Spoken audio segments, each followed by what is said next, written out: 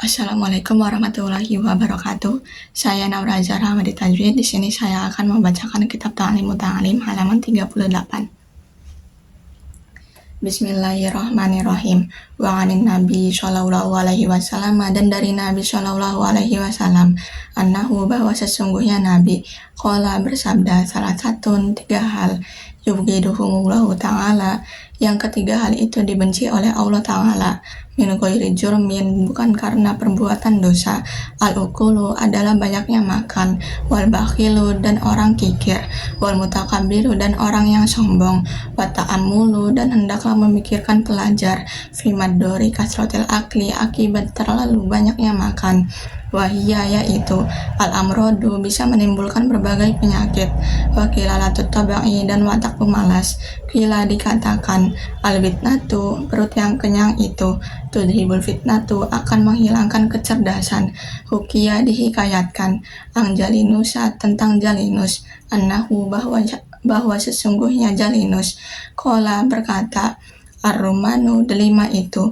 naf'un, adalah bermanfaat, kulluhu, seluruhnya, wasamaku, dan ikan itu, dororun, adalah madorot, kulluhu, semuanya, wa qalilus samaki, tapi makan ikan yang sedikit itu, khairun, adalah lebih baik, min katsirir rumani, daripada makan delima yang banyak, wa fihi aidon, dan termasuk madorot juga, itlaful mali, adalah menghabiskan harta, wal aklu, dan makan, fauqa shibai, setelah perut kenyang, dororun mahdun, adalah murni madorot, wa yastahiku, dan mendatangkan bihi, kepadanya, al-iqoba, siksa, fiddaril akhirati, di kampung akhirat, wal akulu, dan terlalu banyaknya makan, baughidun, dibenci, fil qulubi, oleh hati, wa tariqu taqlilil akli, dan cara menyedikitkan makanan, ayakula, adalah makan, al-it'amatan dasimata, adalah memakan makanan yang berlemak, wa yuqaddima, dan mendahulukan, fil aklil altofa, makanan yang halus, wal asha, dan makanan yang disukai, wala yakula, dan hendaklah jangan makan pelajar, ma'al ji'ani, beserta orang-orang yang sering kelaparan, illa idza kana, kecuali apabila hal itu, lahu, baginya, aradun syahihun, dilakukan untuk tujuan yang baik, fi kasratil akli, mengenai banyaknya makan, bi ayatakowa, bahwa agar menjadi kuat, bihi, dengan banyaknya makan ini, ala syiyami, untuk berpuasa, wa sholati, dan untuk sholat, wal a'mali syakoti, atau tugas-tugas berat lainnya, falahu dalika, maka boleh hal itu.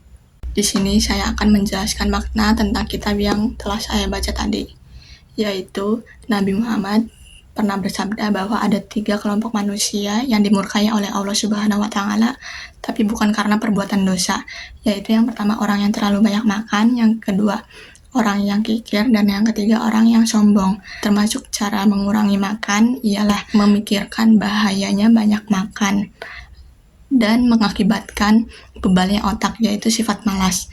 Dikatakan perut yang kenyang itu bisa menghilangkan kecerdasan. Jalinus pernah berkata bahwa buah delima itu seluruhnya berguna, sedangkan ikan seluruhnya membahayakan. Sedikit makan ikan lebih baik daripada banyak makan delima. Dan banyak makan itu pemborosan. Makan terlalu kenyang itu membahayakan. Dan bahkan karena banyaknya makan, orang akan menerima siksa di akhirat. Orang yang banyak makan biasanya tidak disukai oleh teman-temannya. Cara mengurangi makan itu diantaranya adalah dengan mengurangi makanan yang berlemak, dan jangan makan bersama orang-orang yang sering lapar. Boleh banyak makan kalau ada tujuan yang benar, misalnya supaya kuat berpuasa, supaya kuat untuk menjalankan sholat, atau untuk melakukan pekerjaan-pekerjaan yang berat lainnya. Di sini saya akan menjelaskan qawaid nahwu tentang i'rab.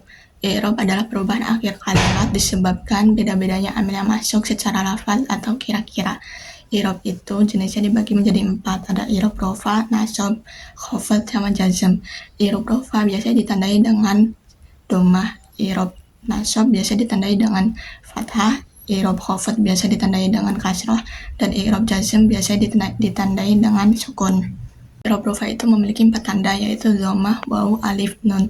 Dhammah menjadi tanda i'rab rofa bertempat pada 4 tempat, yaitu isim mufrad, jamak taksir, jamak muannats salim, sama fi'il mudhari yang akhirnya tidak bersambung dengan sesuatu. Ya, waw menjadi tandanya i'rab rofa bertempat pada jamak mudzakkar salim sama asmaul khamsah. Contoh asmaul khamsah itu abuka, akuka, hamuka, fuka, dumalin. Terus alif menjadi tandanya i'rab rofa bertempat pada isim tasniyah.